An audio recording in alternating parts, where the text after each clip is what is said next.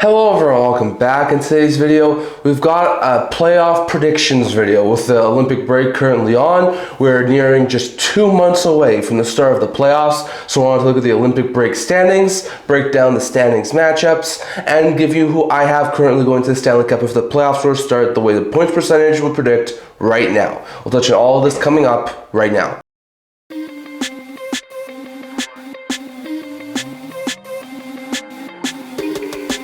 Hello everyone, welcome back to another video here at the End-to-End Hockey channel. Now before we get started, don't forget to like this video and subscribe below. Thank you for all of your support. I would never be able to do it with all of you guys if you haven't already. Don't forget to hit the subscribe button down below. Don't forget to leave a comment. We're on the road to 1,000 subscribers. I'm going to try and hit 675 by the trade deadline. So definitely if you haven't already, hit the subscribe button down below. Also don't forget to stay tuned for videos coming in the very near future. Also, if you haven't already heard, I've started a Buy Me a Coffee page. It's a website that I created that allows you guys to support the channel by sending a couple of dollars via donation. If you can spare a couple of dollars, I'd really appreciate it. I'll leave a link to it down in the description below. I think it's also linked to my YouTube channel. So if you can, it really does help out the channel, and I really do appreciate you guys for it.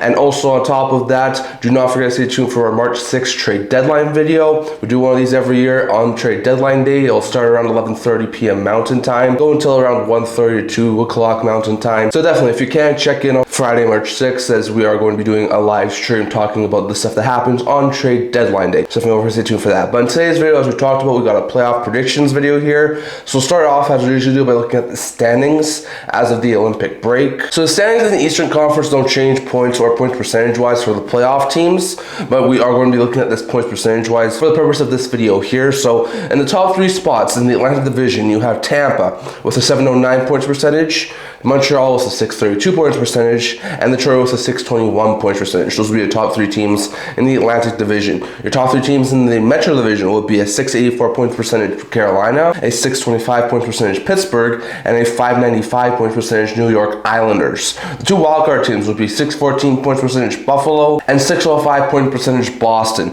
The teams who will be on the outside looking in points percentage wise will be Columbus, who has a 580 points percentage, Ottawa and Toronto, who both have a 553 points percentage, Washington, who has a 551 points percentage, Philly, who's at 545, Florida, who's at 535, and New Jersey, who's at 509, and then the Rangers, who are dead last in the Eastern Conference at 439. So your playoff matchups in the East, thanks to points percentage, would be Boston taking on Tampa, Buffalo taking on Carolina, the Islanders taking on the Penguins, and the Red Wings taking on the Habs. In the Western side, points percentage wise, you'd have 755 points percentage Colorado being the top team in the Central Division and in the Western Conference, followed by 675 points percentage Dallas and 672 points percentage Minnesota. In the Pacific Division, you have 596 points percentage Vegas leading the Pacific Division, followed by 563 points percentage Seattle and 563 points percentage Anaheim, who would be your 2-3 in the Pacific. Your first wildcard team will be 561 points percentage Utah, who would hold down the first wildcard spot, and your second wildcard spot would be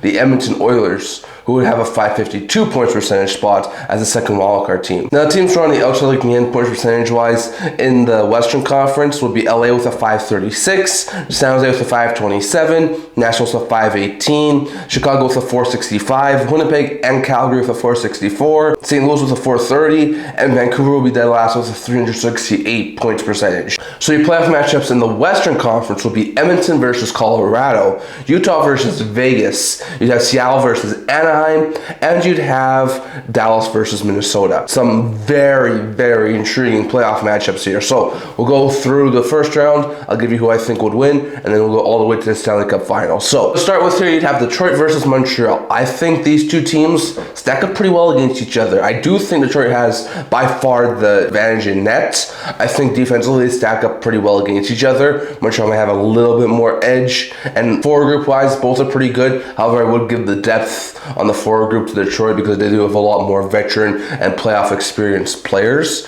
So I think this would be a very interesting matchup. They've played a couple of times during the season. Montreal won the first one, which was the first game of the season. Since then, Detroit's actually beat them a couple of times. So I think this would be a very interesting series. I think it would actually be a shorter series, and I would take the Detroit Red Wings purely based on the fact that Gibson's better than anything the Montreal Canadiens can put in net right now. I think they also have a little more offensive firepower too. So I would say that would probably be like a 5, maybe a 6 game series, and I would say that Detroit probably wins that one to to advance to round 2. After ending their long playoff drought, they not only end the playoff drought, but they win a round. So that's where I have Detroit going, as I have them going to round 2 after taking down Montreal. You have Tampa versus Boston. I think this will be a very interesting series and one of the shorter series out there. I'd say Tampa in 5. Offensively, teams both are pretty good, but I would trust Tampa's big guys more at this point than I would trust Boston's big guys. Defensively, both teams have some weak points on their blue lines, but once again, especially with the emergence of Darren Raddysh, I would take Tampa's blue line over Boston's blue line, and both have pretty good goaltenders, Vasilevsky and Swayman. So I think even though there might be close games, I do think Tampa would finally get their first playoff series win since they lost to Colorado in the Cup final all those years back. So I do think Tampa would take this one, and I think Boston just making it there would be an accomplishment given the fact no one really gave them any chance at the beginning of the season. So I have Tampa going on to face Detroit in round 2. Then you'd have the Carolina Hurricanes play the Buffalo Sabres. The Sabres finally end their 14-year playoff drought, and they match up with arguably the best team in the Metro Division in the Carolina Hurricanes. Now, I would love to see Buffalo go on a playoff run. I would love to see them be able to go to the conference final or make it to the Stanley Cup final. I don't think that's really realistic. This team does not have a whole bunch of players who know what it takes to win the playoffs. They have a few like Zucker, like Tuck, but not a ton of them. So they'd be going in as a team with very little experience. Carolina, I think, top to bottom, has an offense that can go toe-to-toe with Buffalo. Defense, I think Carolina has one of the better defenses in the league, slightly better than the Buffalo Sabres. And in net, if Boosie continues to play like he has in the regular season, Carolina is going to be unstoppable. So I do think that Carolina will win this series in about 6 games. Just making it to the playoffs would be a big boost for the Buffalo Sabres, and while I would love to see them go on some sort of a magical run, I do think Carolina would take care of business and advance to round 2. And then you'd also have the Pittsburgh Penguins take on the New York Islanders. Now, if you stack these two teams up against each other, offensively, both teams have actually pretty decent forward groups. I would give the slight edge to the Islanders because they do have a little more depth. Defensively, both teams stack up pretty well against each other, but I would say the Islanders right now have the better defense, especially still having Pulak and Pellick, and now having Schaefer, who's doing really good. And in net, as like Skinner, he's a decent goaltender, but Sorokin is way better than him at this point in time. So I just think with all those levels, the Islanders would take down the Penguins in probably 7 games. I think it'll be a very interesting game. I think it'll be a very close series, but I do think, especially given the fact they got Sorokin, that the Islanders would be able to take care of business and take down the Pittsburgh Penguins, setting up a second round matchup between the Carolina Hurricanes and the New York Islanders. Then we go over to the western side. We've got the Colorado Avalanche against the Edmonton Oilers. Personally, as a Knights and Kraken fan, if the Oilers have to go through the gauntlet of the Central Division to make it to the playoffs, I'd be happy because I don't think they'd be able to do it. They have been terrible against those top 3 teams in the Central Division this year, and Colorado is no exception. Like, offensively, I think both teams stack up pretty well against each other, but I think the Avs have a little bit better depth. Defensively, I think both teams stack up pretty well against each other, but I do think the Avalanche have the more complete defense. And in net, Jarry's a decent goaltender, but I do think at this point in time Wedgwood is better than him. So I think it would be a tight series, a long series, and I think Edmonton can go toe-to-toe with the Colorado Avalanche. But given the fact this is round 1, I will take the Avalanche in 7 games. I think there's a couple of teams that I could pick the Avalanche to lose to in round 1, but I think they will be able to sneak past a team like Edmonton. So in round 1, I do think that the Edmonton Oilers would lose to the Colorado Avalanche, as the Avalanche would advance to round 2. In the central side, in the 2-3 matchup, you've got Dallas, Minnesota. I've said this over the last couple of playoff prediction videos. I'm not really going to shift off of it. Offensively, teams stack up pretty well against each other. Maybe Dallas has a slight bit better offense, but both teams have pretty dang good offenses. Defensively, with the addition of Hughes, Wild have a way better defense, and in that, Onger and with their 12-star Gustafsson, they stack up pretty well against each other. So with all that in mind, I would still take Wild in 6 games like I have over the past couple of weeks. I just think that at this point in time, the Wild are the better team than the Dallas Stars, especially if they were to add something to their trade deadline. So very interesting note there, but I would take Minnesota over Dallas in 6 games. So that would lead to a Wild Avalanche second round matchup. In the Pacific Division, you'd have Utah versus Vegas. This might be one of the more under the radar matchups. I do think this will be a very highly entertaining series. Offensively, I think teams stack up pretty well against each other, but I do think Utah actually has the better forward group. Defensively, both teams not too bad, and I do think Vegas might have the slightly better better defensive core. In net, though, Aiden Hill's had some problems. He's had trouble staying healthy. So is Carter Hart. So is Akira Schmid. All those guys haven't been great goaltenders for Vegas. Well, Kirill Vejmelka, one of the best goaltenders in the entire NHL for the Utah Mammoth. So I think this will be a long, hard-fought, back-and-forth series. I'm taking Utah in 7. I do think Utah has the team at this point to upset the Pacific Division champs, and I do think Utah will be able to take them down, which should set up them going to the second round after making the playoffs for the first time in their franchise's history. And then you have Seattle versus Anaheim as a 2-3 matchup in the Pacific Division. That will be a very interesting one. I could see the Kraken win. I could see the Ducks win. Wouldn't be surprised if either one of those two teams came out on top. I do think at this point in time, offensively, Kraken do have a little bit of a weaker forward group. I do like the higher powered offense that the Ducks run. Defensively, both teams stack up pretty well defensively against each other. In net, Grubauer, Decor have both been pretty good. Those styles have been pretty good there for the Ducks. Once again, stack up pretty well against each other. But I just think because of the young, high-powered offense that the Ducks have, they would be able to take this series probably in like 6 games. I do think Seattle will put up a pretty good fight, but I think if it was a Ducks-Kraken first-round matchup, I think the Ducks' speed is going to get them into the second round. So that would leave a second-round matchup of Ducks versus Mammoth. So the second round matchups would be Carolina versus the Islanders, Tampa versus Detroit, Colorado versus Minnesota, and Utah versus Anaheim. So we'll start in the Eastern Conference. Carolina, NYI. Look back at the past couple of years, not last year, but the years prior. Carolina played the Islanders each and every year over the past few seasons in the first round, and they always seem to win. Offensively, Carolina has the better forward group. Defensively, slightly better defensive core than the Islanders. In that, I can definitely say that Sorokin's a better goaltender at this point in time than Bussi, but we've seen in the past that Sorokin cannot keep the Islanders in games against the Carolina Hurricanes. So I'll say like a 6, maybe a 7-game series. Carolina wins this one and goes on to the conference final. So nothing against the Islanders. I think getting to the second round, when a lot of people expect them to miss the playoffs, is great. I just don't think that the Islanders have what it takes to take down the Carolina Hurricanes. Then you have Detroit versus Tampa. This will be another very interesting series. I could see it go either way. I could see Tampa win. I could see Detroit win. Offensively, I think Detroit actually has the better forward group. They may not have as much star power, but I think depth-wise, they are way better depth-wise than the Tampa Bay Lightning. Defensively, I would give Tampa the slight edge on the blue line, just a slight though, just because of the addition of like Darren Radish. But if the Red Wings can add some defensive help, that might change. And in net, I do think Gibson right now is a better goaltender than Vasilevsky.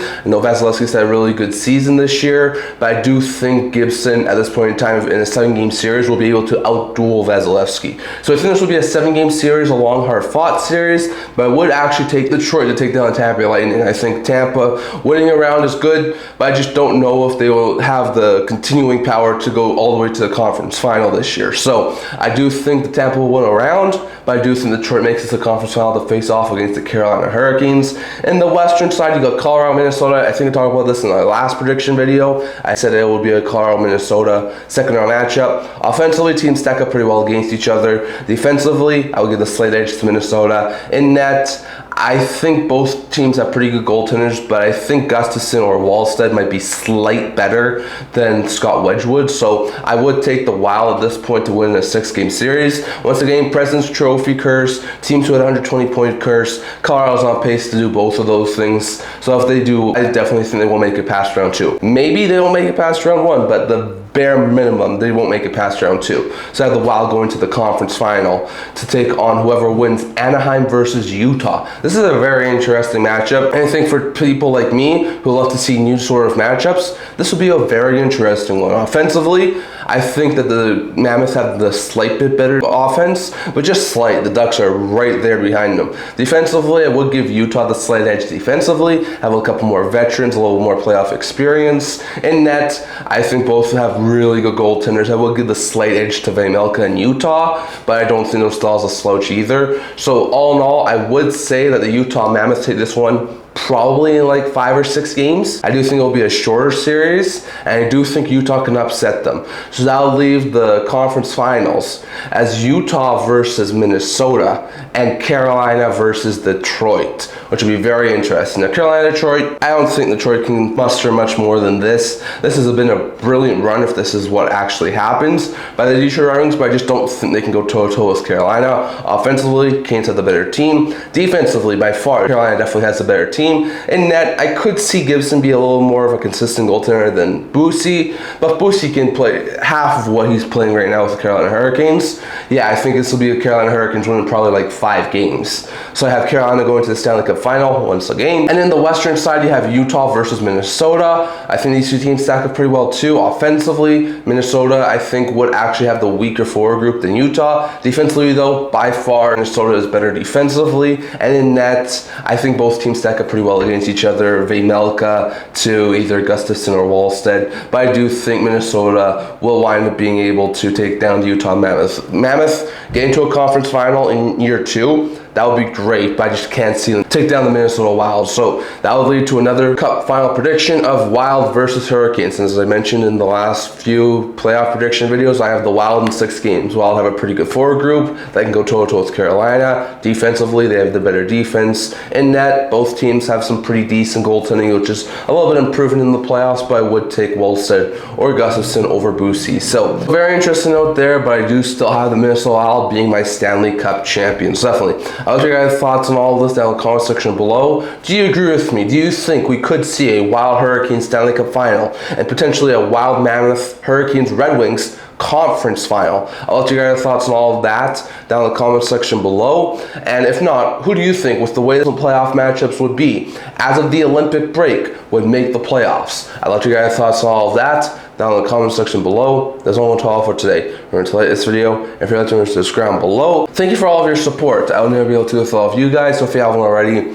don't forget to subscribe button down below. Don't forget to comment. We're on the road to 1,000 subscribers. Don't forget to stay tuned for videos coming out in the very near future. If you can, leave a donation on my Buy Me a Coffee page. It really does help out the channel. I also do a blog to my news, rumors, analysis, stuff like that. So check that out. I'll link to that in the description below. And I can't wait to see you guys all for the next video. See you guys soon.